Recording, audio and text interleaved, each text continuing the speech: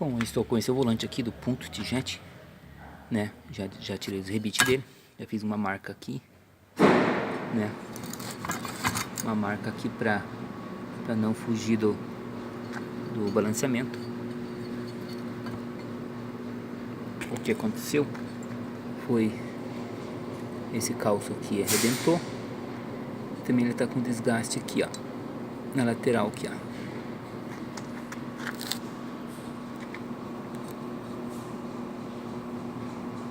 Ó, a borda aqui tá mais larga, mas aqui embaixo tá mais baixo.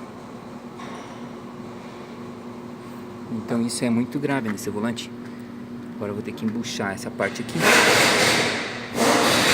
né?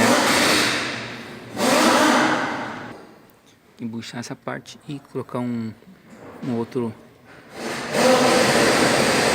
uma argoela de ferro aqui, uma argoela de ferro, né?